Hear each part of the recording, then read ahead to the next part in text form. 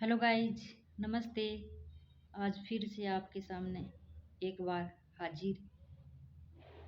तो आप सभी को हमारे इस यूट्यूब चैनल पर हार्दिक स्वागत है। आज पढ़ेंगे रचना के आधार पर वाक्य। क्या पढ़ेंगे? रचना के आधार पर वाक्य। रचना के आधार पर वाक्य कितने प्रकार के होते हैं? रचना के आधार पर वाक्य तीन प्रकार के होते हैं। कितने प्रकार के होते हैं? तीन प्रकार के होते हैं। कौन कौन से? सरल वाक्य, मिश्र या आश्रित वाक्य, संयुक्त वाक्य। कौन कौन से? सरल वाक्य, मिश्र या मिश्रित वाक्य, संयुक्त वाक्य। सरल वाक्य किसे कहते हैं? पहले सरल वाक्य को देख लेते हैं। सरल वाक्य किसे कहते हैं? जिस वाक्य में एक उद्देश्य व एक विधेय होता है उसे सरल या साधारण वाक्य कहते हैं। जिस वाक्य में एक उद्देश्य एक विधेय होता है उसे क्या कहते हैं? सरल या साधारण वाक्य कहते हैं। जैसे मैं जाता हूँ, सिंपल सा है। मैं करता और जाता हूँ क्रिया। मैं खाता हूँ, मैं करता खाना क्रिया। सरल से होता है, यानी एक विधेय और एक उदय होते हैं, वही क्या आते हैं? सरल वाक्य होते हैं। दूसरा है मिश्र वाक्य। कौन सा? मिश्र वाक्य। जिस वाक्य में एक मुख्य उपवाक्य हो तथा उसके साथ अन्य आश्रित उपवाक्य हो उसे मिश्र वाक्य कहते हैं। यानी दो वाक्यों से मिलकर जो वाक्य बनते हैं उसे क्या कहते हैं? मिश्र वाक्य कहते हैं। और मिश्र वाक्य योजक चिन्ह मान लो चाहे पहचान मान लो, जिस जो मान लो दो वाक्य जुड़े होते हैं वो किस योजक चिन्ह से जुड़े दीजिए। अगर वाक्य में चूंकि, क्योंकि, जब, तब, अर्थात, आदि, तो, ताकि, तदापि ये योजक चिन्ह आ जाए तो समझ लेना मिश्र वाक्य है। जिस प्रकार से वे मेरे घर आएंगे क्योंकि उन्हें शहर घूमना है। क्योंकि उन्हें शहर घूमना है। तो मैं वे मेरे घर आएंगे, ये तो प्रधान वाक्य हो गया। योजक क्या है? ये देखो, क्योंकि को देखो, और इसमें ये रहा। और आश्रित में क्या है? उन्हें शहर घूमना, ये इसके आश्रित है। क्या है? इसके ऊपर आश्रित है। प्रधान उपवाक्य, जो वाक्य मुख्य उद्देश्य व मुख्य विधेय से बना हो उसे प्रधान वाक्य कहते हैं। यानी जो वाक्य उद्देश्य, मुख्य उद्देश्य और मुख्य विधेय यानी मुख्य क्रिया से और मुख्य कर्ता से बनकर जो वाक्य बनते हैं उसे क्या कहते हैं? प्रधान वाक्य कहते हैं। आश्रित वाक्य, वाक्य से छोटी इकाई उपवाक्य होती है, अर्थात उपवाक्य प्रधान उपवाक्य के आश्रित है। यानी जो कर्ता और क्रिया के बाद में जो वाक्य बच जाता है वो क्या है कि उस कर्ता और क्रिया के ऊपर आश्रित हो जाते हैं।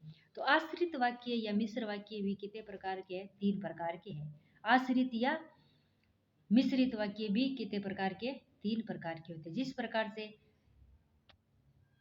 संज्ञा उपवाक्य, विशेषण उपवाक्य, क्रिया विशेषण उपवाक्य, ये किसका भाग है? मिश्र वाक्य के भाग है। तो संज्ञा उपवाक्य में संज्ञा की तरह काम करता है। किसकी तरह? संज्ञा की तरह काम करता है। और सिंपल सी भाषा में आप पहचान चा तो इसमें छोटी की को ध्यान रखना है आपने। किसको? छोटी की को। अगर वाक्य में छोटी की दी जाए तो सीधो मान लो संज्ञा उपवाक्य नहीं आया हुआ है तो अपन को क्या करना है? मिश्रित वाक्य करना है। नहीं तो अगर इसमें से अलग अलग भाव पूछ ले तो अपन किसको करना है? संज्ञा उपवाक्य। जैसे मैंने देखा शगुन गा रही है, तो मैंने देखा इसमें क्या लोप हो रहा है? मैंने देखा कि शगुन गा रही है। इस प्रकार से होगा।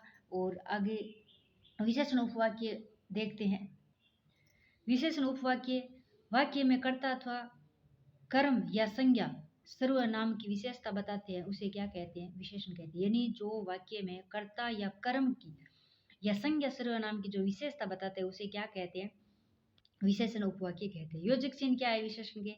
जो, जिसकी, जिसका, जिसके, इतना शब्द ध्यान रख लो। जो, जिसकी, जिसका, जिसके, इतना शब्द ध्यान में होने से विशेषण उपवाक्य पहचान लीजिए। जिस प्रकार से जिससे आपको काम था वह व्यक्ति चला गया, तो इसमें विशेषण उपवाक्य कैसे पहचानेंगे? क्योंकि सिंपल सी भाषा है, अपन ये अगर विशेषण उपवाक्य नहीं दिया हुआ है तो मिश्रित वाक्य होगा।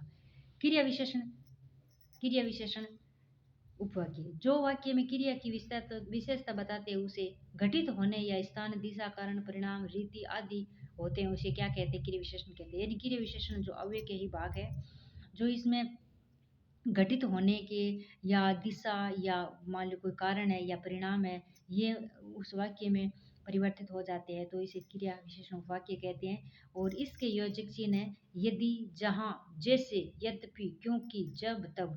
इतने शब्द आ जाए तो आंख बंद करके कर देना कौन सा है, क्रिया विशेषण।